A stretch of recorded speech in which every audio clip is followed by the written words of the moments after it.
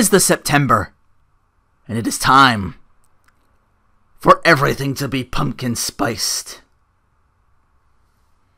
Would have probably helped with Raw and Smackdown too. Welcome to the One Player Podcast. Last week, I got to experience what it feels like to be that shit kid that's mean to everybody in the playground and then has this huge blowout birthday and then is just shocked and surprised somehow that no one came. Hey, that Simon Haley guy didn't show up to bug me about Ultimate Muscle and wrestling in general and stuff when I was trying to conduct myself with like other things while I was like playing games when I used to stream over a weekend. So, silver lining. Nobody showed up, but that also means nobody bad and uninteresting showed up and tried to derail me. Yeah, I've been trying to keep up with Pirate Warriors 3. I'm almost done that. I only got one trophy to go, and that's just bring every character you can play as, or mostly not play as, just to partner with them, bring their friendship level to level 5, and once I've done that, I'll have my platinum. Because that's all I'm missing. I got a couple more titles in Fantasy Life. I'm going through that as well in my spare time. Recording my LP is kind of an uphill battle because now this disc is continuing to, like, whenever I go do like a screen transition, I go from one place to the other. Sometimes the game just locks up, and I can't back out through the menu. I can't, so that's why they've been so infrequent. I'm just trying to do like one at a time. Usually I'm a little bit more on top of it. It's just been like, oh. I'm not giving up though. I'm too close to the end. I am gonna finish that. So by this month I'll have it finished. That's my promise to you guys. For those who are still on that, still watching that, I guess some people like sort of things because no one showed up to my whatchacallit. My sub count is slowly moving up a little bit. I imagine soon someone's gonna beat that record though. Like someone's like, surprised PM isn't there already. His new channel. He's still a little. He'll probably get up there though.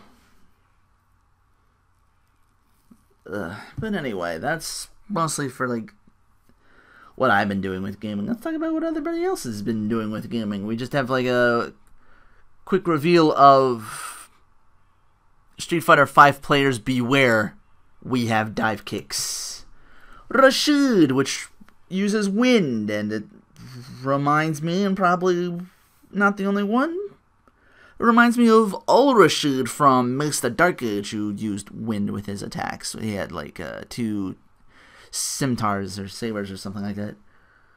But yeah, his V skill's the dive kick, because he performs a high-flying flip over the opponent, and pressing kick during it results in that.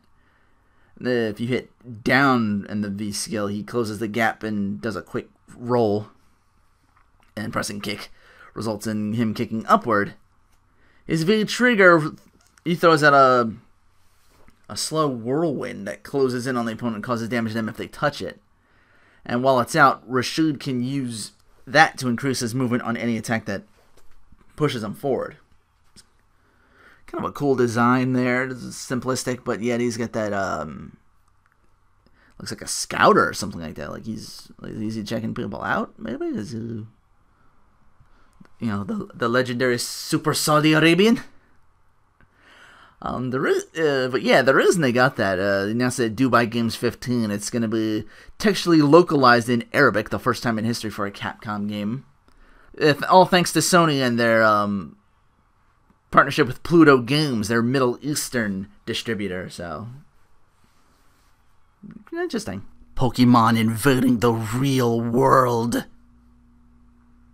On Androids and iPhones, yeah, Pokemon Go uses location-based technology to show players where there's nearby Pokemon. They'll be capturing, trading, and battles in the game.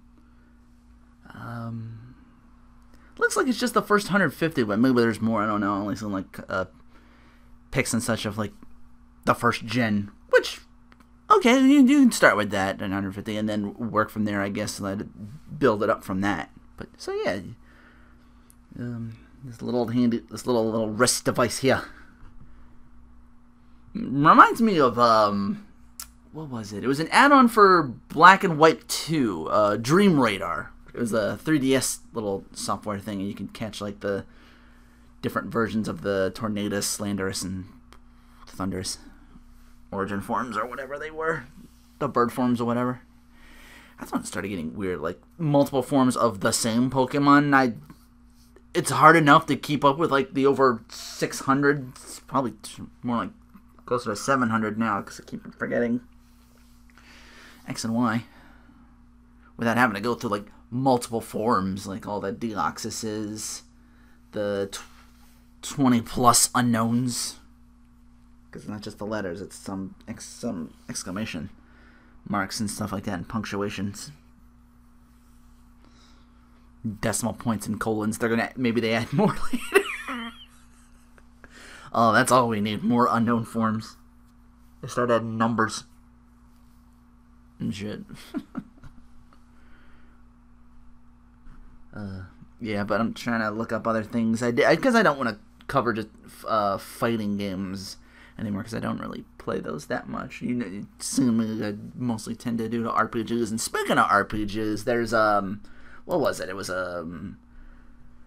here to go. The Arland Atelier Trilogy packs Rorona, Totori, and Miruru. Probably saying all that completely wrong. It's I think Japanese is like, oh, Miruru. Yeah.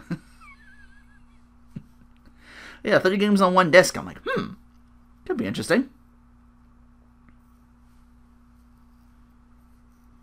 I never got into the Atelier series, but I'm always looking for interesting RPGs to maybe show off and maybe future Let's Plays or something like that along those lines. I don't know. You hopefully maybe some of you viewers have played the Atelier series and you guys can give me like a bit of a heads up. It's coming to the PlayStation for $40. Speaking of games for $40 for 3 games, I know this coming Tuesday, the Disgaea Triple Play Collection drops. It contains 3, 4, and D2. I might actually pick that up as well. I did say I got 3 for dirt cheap, but I think a new disc would be... I think a new non-used disc in just like 3 games would be better, so... $40 for 3 Disgaea games? Who the fuck am I to say no to that? I still have Disgaea 1 on PSN, and the second one is too, so you can get the entire series. I know they announced 5 too. That's probably for PlayStation. I'm thinking that's next gen, so. But yeah, do I go into the rabbit hole that is the Disgaea series? I play a lot of... I did that Time and Eternity Paradox. I have the sequel for that. I still haven't played that. I need to work a little schedule for myself. Like there needs to just be like a day where I sit down and catch up on games. I know I usually have a day to sit down and catch up on Two Best Friends recordings. I'm like, why the fuck did... Like, at first I'm like, why the fuck did they spend an hour on Biofreaks? Like, they'll spend an hour... They'll spend a half an hour on... What? What was it? Arcana Heart 3 Love Max, which looked really amazing. I forget the other one was. The In-Night Rebirth. That game was that game was cool, too. They'll only spend a little time on that, but they'll spend an hour on fucking Armageddon. As hilarious as that video was. Well, they actually beat Mutilator, though. Shit. I was like, wow. I'm like, okay, looking at it, maybe it's like all the giant bosses where he can't block or something like that, and he just found a way to cheese him out. Because you're not just fighting him, you gotta get down, you gotta jump jets up there to actually hit him. And if you run out, you go into the water, and that's where there's like, I thought it was drowning, I forget. I know there was something down there. I know you didn't want to be in the water, but no, it's like sharks and fish and stuff like that fuck you up, and I could never beat Mutilator. when I rented that game. I forget who my main was. I think I picked Purge a lot. Not like this setup. He had like a lot of projectile moves and like a lot of low sweeps and stuff like that. He was cool. Toon Link / Wind Waker era Link joins the playable crew in Hyrule Warriors Ledro. And it's for the 3DS, so I know I'm getting that. Hope it's not the new 3DS, because then I gotta put money down for that. I'm already putting money down for other things. Ooh. Well, once again, it is the September, and it is time for all the good shit to come out. Usually it's that September, October, November that everything comes out that you want. At least for me.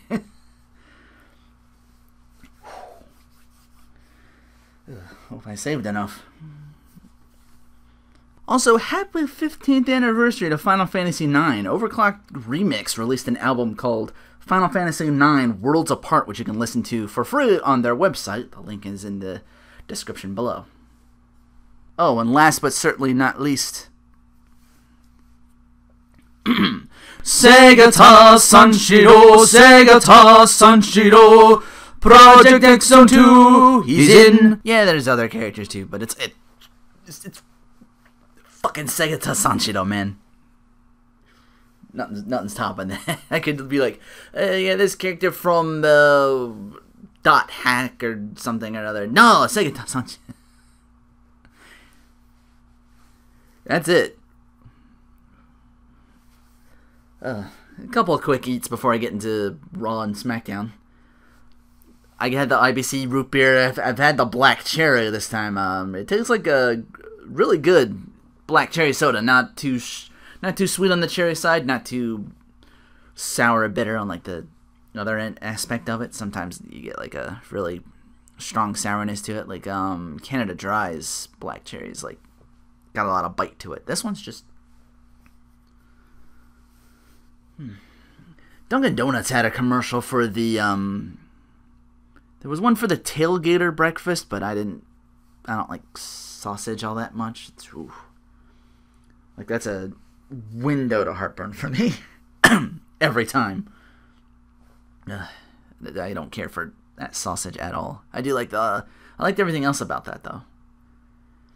But they also had a commercial for pumpkin cheesecake squares, which I've done the Oreo cheesecake, and I think it was like I think there's like a regular cheesecake and an Oreo cheesecake or something like that. There's a strawberry one too, but yeah, this is and they're they're like big squares, but they have like the cream filling in the middle. It's usually all cheesecake.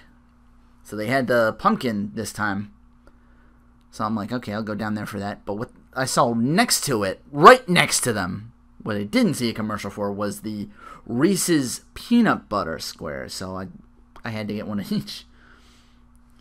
But it's not a cheesecake Reese's. Reese's just like the peanut butter and chocolate fused cream in the middle, which was really good. But if I had to pick one, it's the pumpkin cheesecake. It just mixed really, really well with like even with the donut itself, like. So yeah, I strongly recommend pumpkin cheesecake squares. All right.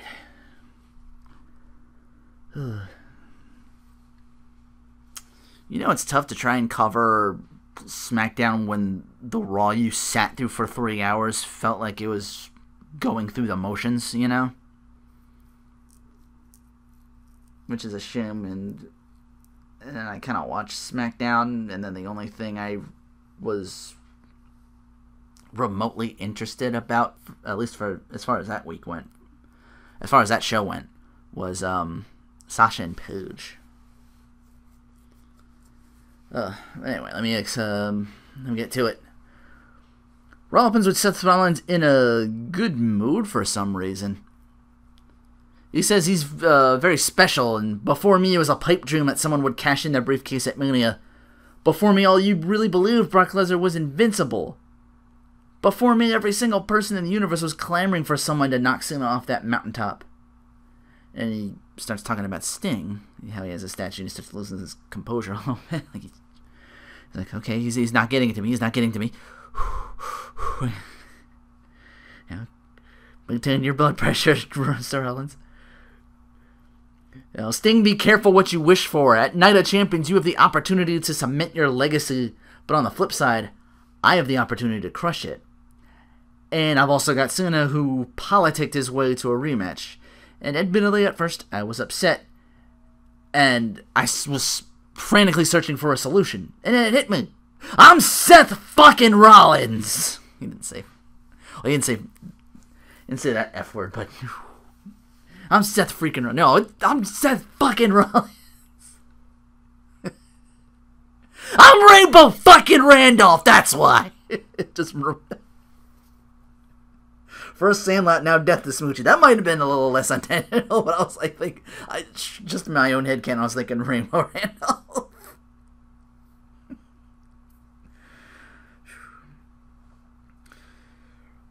Probably a little darker for some of you bigger Robin Williams fans out there, but it's a pretty good, well-rounded all-star cast, and just one of my favorite movies. Death to Smoochie.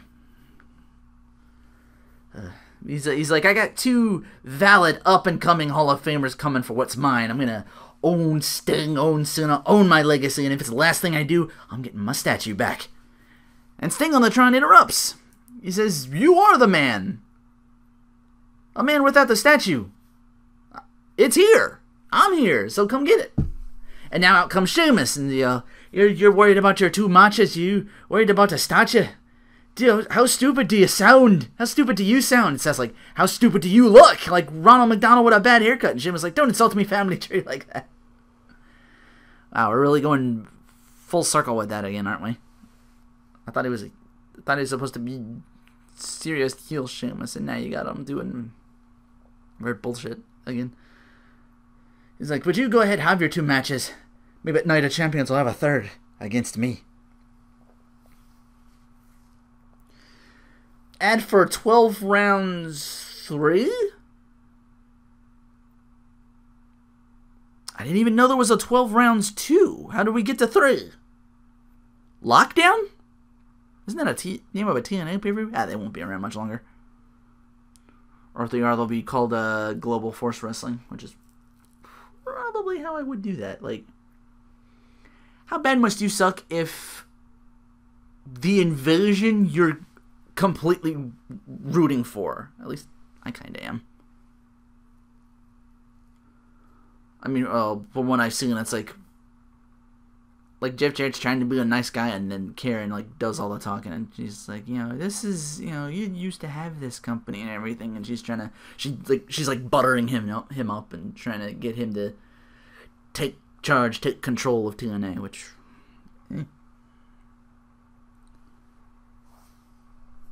Jeff Jarrett's success rate in TNA? Dixie Carter's success rate in TNA. Yeah. It's the equivalent of wishing in one hand and shitting in another and see which one fills first.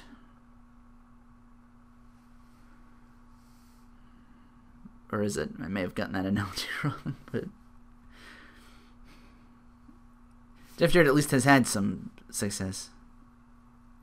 Dixie Carter's, most of hers is at a heavy cost of people. Like, just look it up on TV Tropes. They have the whole thing. Like, I forget what the thing is, but for TNA, like the bad article or whatever it's called. I can't remember what they refer to it as, but it's a whole. TNA got its own page now. It's that bad, I think. Or was it WWE that got its own page, and then like TNA, WCW, ECW gets theirs. But TNA has the most of that portion. But anyway. But yeah, 12 rounds 3, starring Dean Ambrose. Okay. Sounds cool. Guess he really got over with the Terminator thing, which I thought was the thing for 2K15. Still needs RoboCop from WCW. All I'm saying.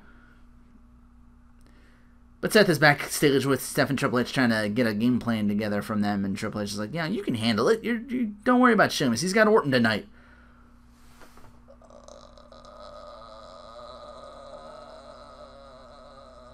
well, the Divas matches are awesome, so they gotta put the piss break in somewhere. That's me, once again, going to the silver, trying to put a positive spin on things.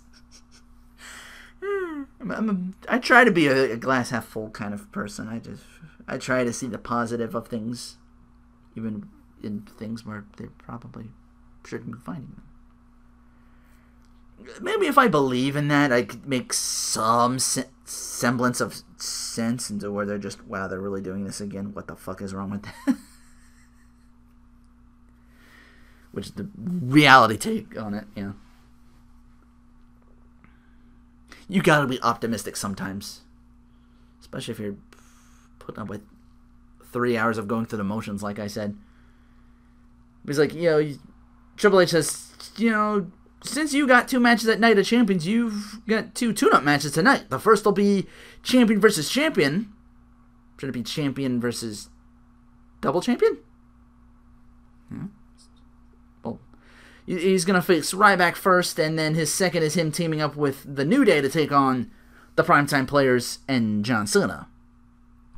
WWE finds a way to try and apologize for giving us Paige and Sasha, but only for like a minute and change last week. So they're having a real match this time. Ooh, halfway in, another really bad landing for Paige in the form of just getting yanked off that middle turnbuckle and bam. Sasha also fights out of the Rampage and claps on with elbows before being tossed outside. A wheelbarrow suplex from Paige. But Naomi runs the distraction, allowing Sasha to turn a submission attempt into a win. Even Sasha can't escape using roll-up pins on Raw.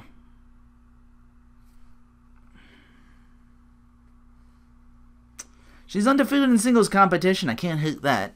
Although there was some controversy shown on Twitter where like her shoulders were down too, so it was like counting. So it's kind of like the double pin, but Sasha was.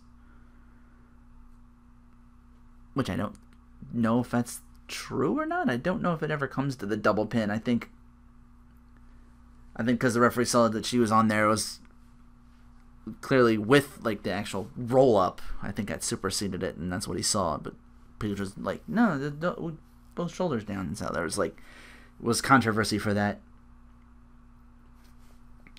We are the Ascension, and we will job. 2 Ambos and Reigns, who comes out together Shield style through the crowd. Because it's Reigns' music. So much of that push on SmackDown with Stardust, huh?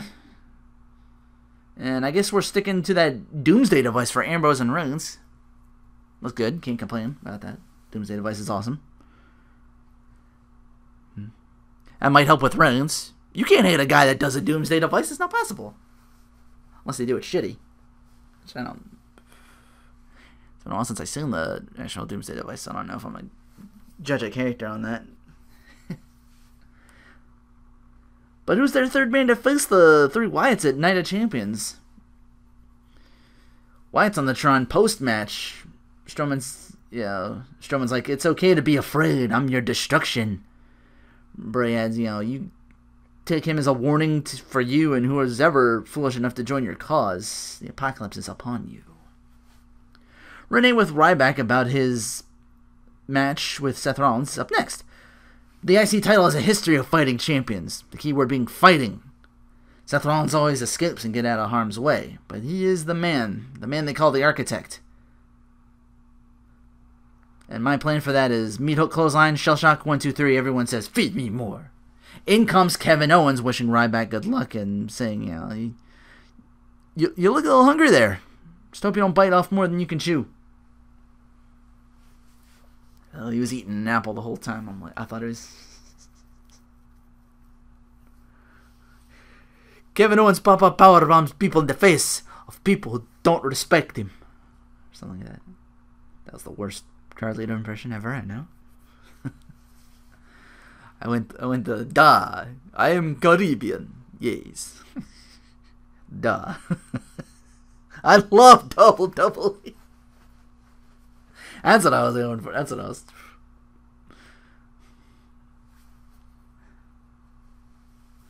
Ryback gives his Intercontinental title to some kid, I guess, to try and dodge the bad luck that title seems to have, like the World Heavyweight Championship back during Teddy Long era of SmackDown, like when people were getting injured.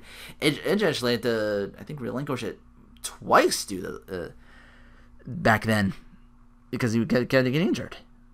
But he was the World Heavyweight Champion at the time, so he had to like relinquish that title. He had to give it up.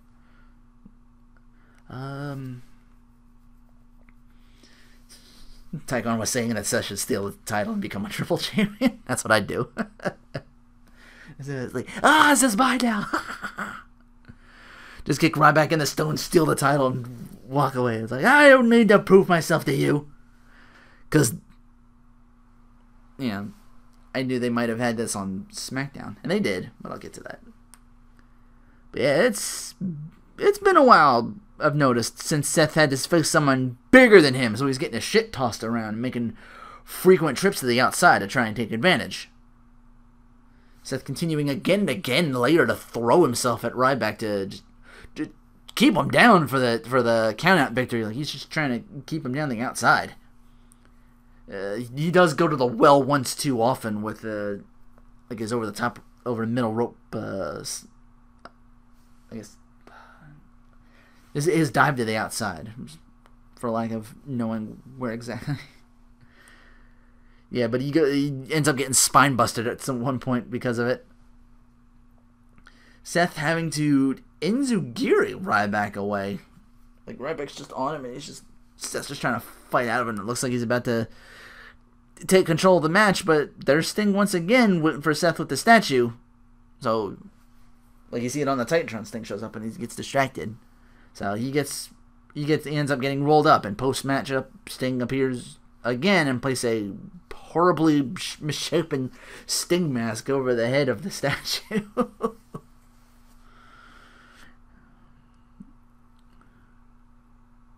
Backstage, Seth is sour, so he runs into the two-time tag champs and feels the power.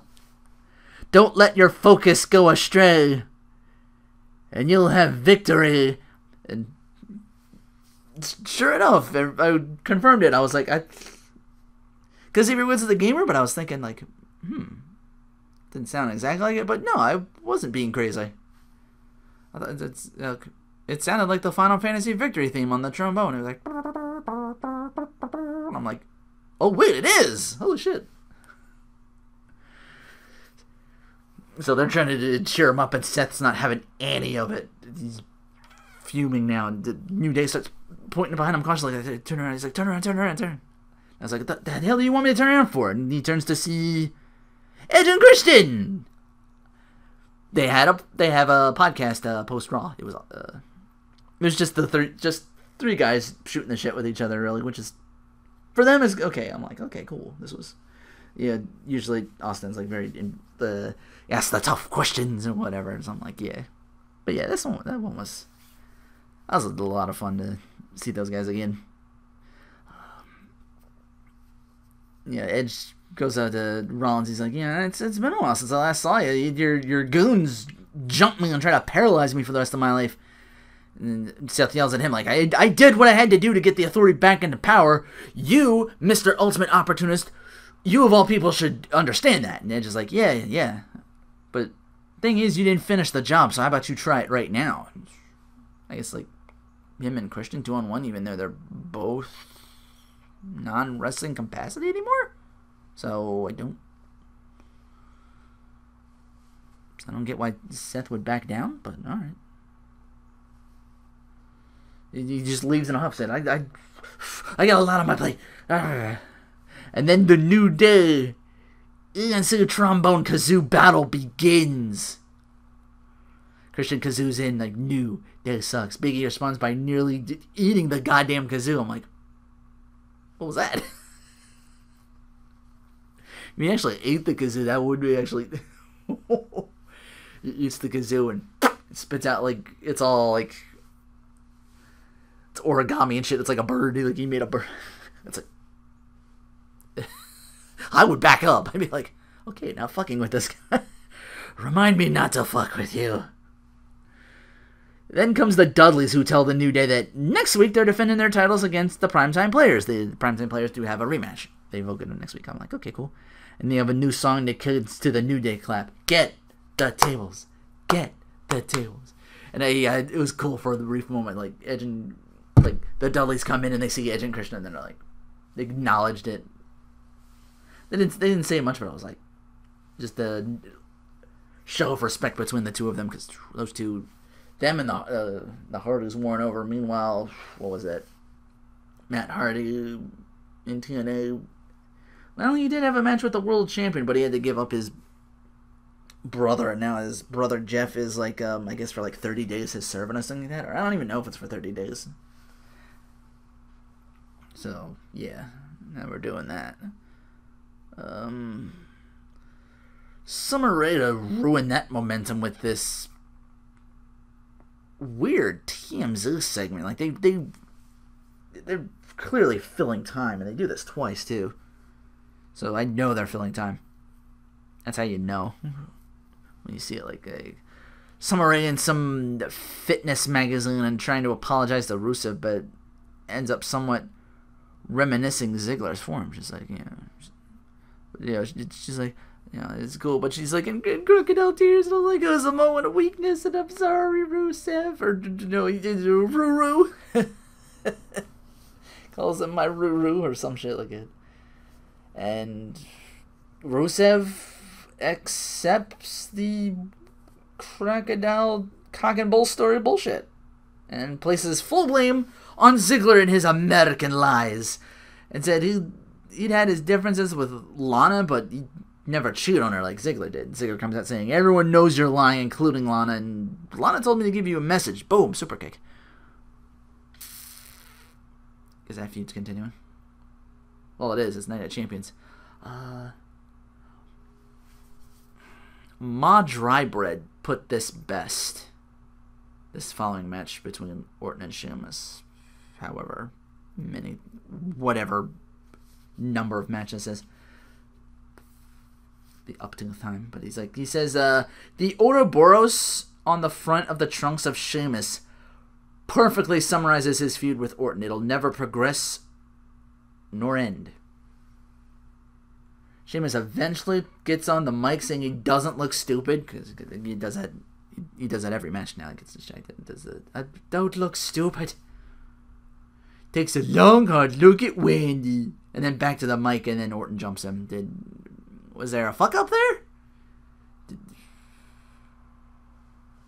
Maybe there was, because I'm hearing reports that he's not going to be on TV again for quite some time. He hasn't been on TV. He's been very infrequent on TV.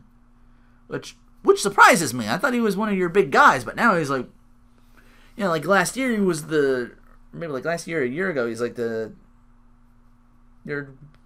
WWE World Champion. Like, he unified the belts. Or was it Cena that unified the belts? I forget. Yeah, the one true champion, it was Randy Orton. I think. I don't know. It's Orton soon. I can't really blame him for trying to keep track of that. But yeah, I guess he has been going through the motions. Or WWE even realized it and kept him off TV for a while. I don't know. That or just they have nothing for him. I wouldn't think they wouldn't have anything for him. I mean, just because he was...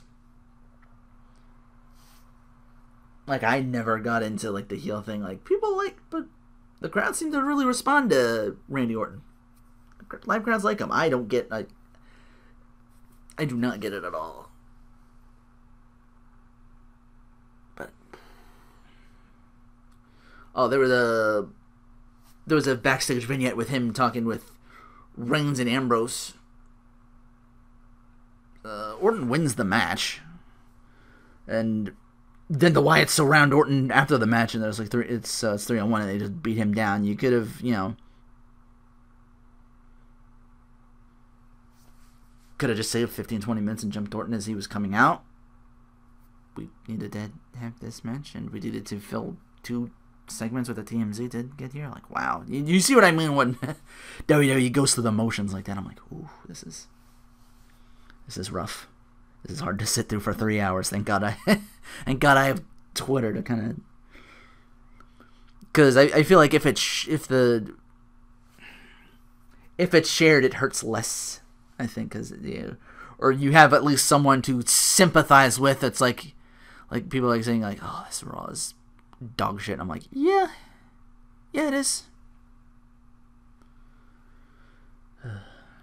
I guess Orton's out. I mean, Reigns and Ambrose didn't exactly run out to help the guy. I guess that's them writing him off on TV, like I said, the report or whatever. But yeah. The Reigns and Orton, they were backstage with Orton. They were talking with him. I guess maybe they're still smarting when he was, like, we still remember when he was being a little entitled shit while we were the Shield, and we was like, maybe Randy Orton's gonna hurt our image or something. That seems kind of a heel thing to say now, but I think Sheamus called him that. I'm like, no, we've been calling him that before Sheamus. That's not his thing. Randy Orton, that belongs to the... doesn't belong to the IWC, but, they're probably the ones that started it. Dudleys versus Matadors. This ends in a hurry due to one of the Matadors taking issue with El Torito in the apron and shoving him down? Heel turn? Breakup? You gotta give me more than... Well, I wasn't paying that much attention because it's the fucking Matadors. I knew the Dudleys were gonna beat the shit out of them, but wow, wasn't expecting the turn. Especially after Orton and whatchamacallit. I'm like, you're gonna give me this? You're gonna... So the Matadors at the Dudleys are gonna squash these guys. And yeah, sure enough, it doesn't even get like barely 2 minutes in before that whole shoving him down. So, and off the distraction, the Dudleys take it. And then El Torito gets attacked again by Primo, I think it was. So Dudleys decide to do their good deed and be like, Devon's like, we gotta help him. And Bully's like, we're not really help kind of people. We just put people through tables. And it's like, well, we can put this guy through a table. And it's like, all right. I imagine that's how that conversation would go. Like, Devon's the voice of reason in that tag team, and Bully just wants, like, he can just try to get Bully from point A to point B and put him to the table. He's like, we just put people through tables. And it's like, hey, you can do that. We can do both. Why not? It's like, all right, you make a persuasive argument, Devon. We will help this guy by putting this other guy through a table. Yes, I see what you're driving at now. Okay, we're in business. Just Tables 101 with the Dudleys. Ziggler, Rusev yet again at Night Champions. Yeah, even that pay-per-view is coming up fucking repeat of SummerSlam. Oof. Backstage, The Miz says he can take the Cesaro section. Oh, sorry. Keep hitting my bottom of my desk and I'm getting a little too close to... Alright. But yeah, The Miz says he can take the Cesaro section and turn it into the Cesaro Nation, and Cesaro rightfully doesn't buy it. Cesaro section looking kind of small tonight. Guess Creative's not the only one to give up on the guy. Because I'd have Cesaro just squashing Miz like nothing, but no, it somehow takes a Big Show appearance to run Miz off. Double count out. Miz runs out over the barricade in the crowd, so Show looks over Cesaro and decks him instead. And after that, a Nikki Bella segment. Fuck this Raw. Ugh. Now the bitch is stealing Paul Heyman's stick, I didn't write anything else down because I don't care. Thankfully, Charlotte interrupts and let us know that confirms that indeed next Monday the title match is on. So save us, Charlotte. So they're gonna steal from Paul Heyman. I'm gonna steal from Chris Jericho and say save us, Charlotte. Main event time: Sealing the Primetime Players versus Rollins and the New Days, Kofi and Big E. Sadly, no matching gear from Rollins like in SummerSlam. Sadly, no white and gold. I guess he heard the White Ranger thing and was just like, yeah, no. Shame. Well, he wasn't really feeling it. He had a lot on his plate. He used other things. He's like, my statue. I didn't see at all him looking around for staying backstage. I guess there's like no. I don't know. He's usually like WCW and TNA. There's like he's usually up there and like up high above everybody, like in the rafters. But I don't know if that building had rafters or if they want people up there in those rafters. There might be a different type of thing with WWE and TNA and WCW. So, but no, he gets like he's like in a dark room backstage somewhere. He's in like Wyatt World or whatever.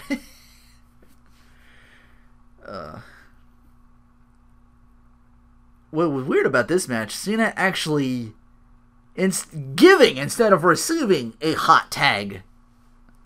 He still does kick out of everything because Super Cena.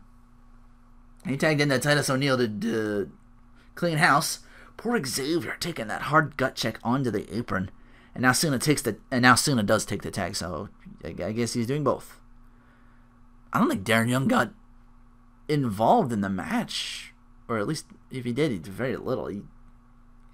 Cena catches an airborne Kofi into the AA for 3. Sting to rain on the parade again. Turns on the lights where he is, so I guess it's not Wyatt Land or whatever. But yeah, he turns it on, and you see the statue behind a trash compactor, and Sting just shoves that statue right in. And that's how Raw ends. The statue's destroyed. No! The Buddy Seth! The Buddy Rollins! Seth fucking Rollins! My statue, no! Not my statue! SmackDown opens with the Wyatts. Bray says Roman's obsessed with being the one and doesn't care what anyone thinks of him. He's smart. He knows that if it's to fulfill his destiny and become World Heavyweight Champion, you'll bow to him like good little sheep do. But I say anyone but you, Roman. Ambrose, too, is cursed because he's loyal to a man he believes to be his brother, but he's unable to comprehend he's being drugged around and fed to the wolves. But he continues to stand by Reigns like a good servant should. This is a warning to whoever they try and recruit. No one's safe from this modern-day Hatfield and McCoy family war we got going on. Don't believe me, ask Orton. I tried to warn him, and he defied me. So tonight, not on commentary, Jimmy Uso, Booker T takes his place. So yeah, King Booker.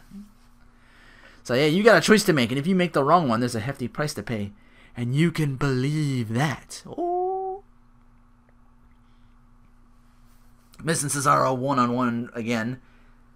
This time he actually does lose quickly to well, not quickly. It's still because Cesaro is still got the injured ribs or something like that. But he gets that sharpshooter in. So it's Jimmy Uso joining Ambrose and Reigns against the New Day.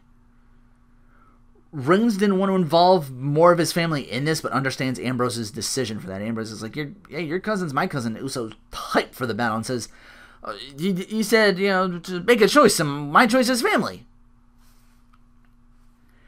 Paige has words for her opponent, Sasha Banks, again tonight. You decided to play games, but not in my house. Playtime's over. Time to tap. Sasha says, your house? For 2 weeks on Raw and again here tonight? I'll show you why I'm the boss of this house. Oh. So yeah, actually got the match of the night. Because Paige and Sasha Banks, letting them go and do what they do. This, there was some stuff going on because they're like, at the beginning of the match, both teams of Divas are getting in each other's faces and they're going at it before the bell even rings. So the ref's like, you two and you two out. So, ref ejects them so it'll just be one-on-one. Really, really good back and forth. Paige at some point takes a hard slap from Sasha and the ref has to check on her slowly and then suddenly out of nowhere, bam, just takes her down and they just start up a straight-up brawl. When is the last time we've seen a Divas match where they're throwing each other into the goddamn barricades? Like, not even just like dodging and just like shoving them in the barricades. I'm talking like throwing her into the barricade. Like, you get the fuck over there. Like, ha! Just hard tosses, grapples, punches, you name it.